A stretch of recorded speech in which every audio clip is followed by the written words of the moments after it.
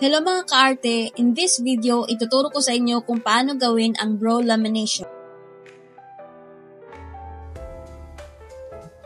I have here brow lamination and tint kit na very affordable lang. First, linisin ang kilay. Mag-apply muna ng cleanser para matanggal ang excess oil at mga dirt sa kilay.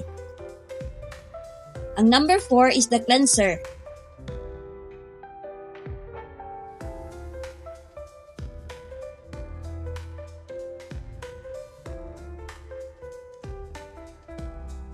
I-brush ang kilay gamit ang Y-shaped brush.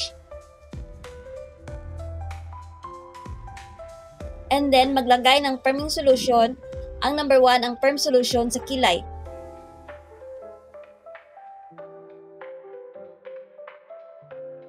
I'm using micro applicator sa pag-apply.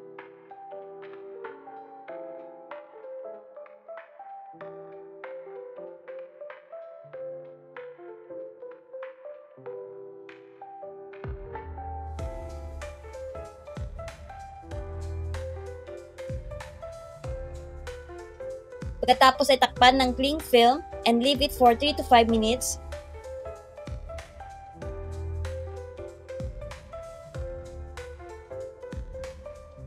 Pagkalipas ng 5 minuto, tanggalin ang cling film at gumamit ulit ng cleanser, yung number 4.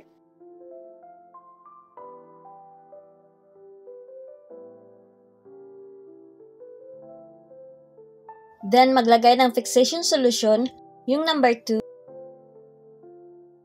Ito yung maglalak ng shape ng kilay. Takpan ulit ng cling film and leave for another 3 to 5 minutes.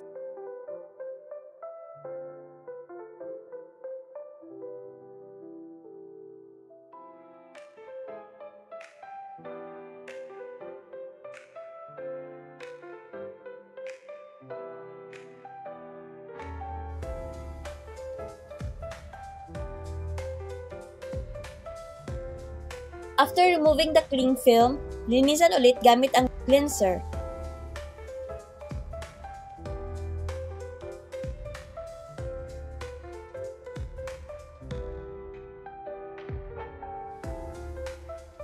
The next step is the brow tint.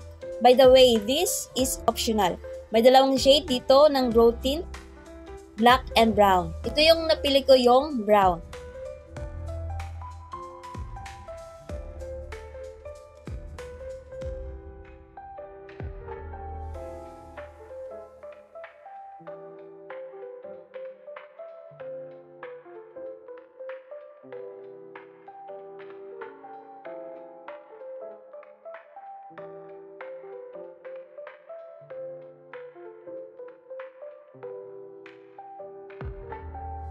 While applying the brow tint, iwasan malagyan ng tint direct ang skin.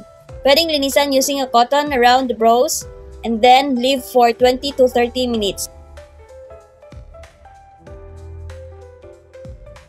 And then i-remove ang excess residue ng tint, and for the final step, maglagay ng nutrition lotion, yung number 3. Ito yung magno-nourish and magre-repair ng ating mga eyebrows.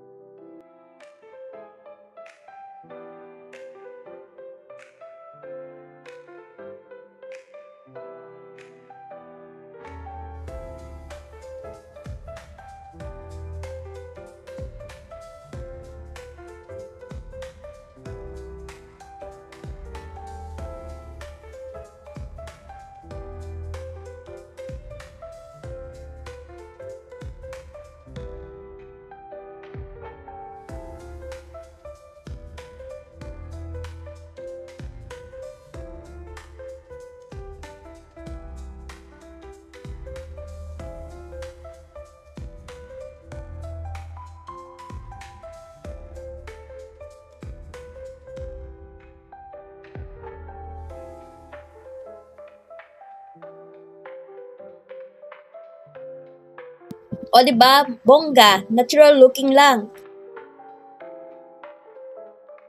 Bukod sa nakamura ka na, pwede mo rin itong gawing negosyo. If you like this video, follow for more. Thank you for watching!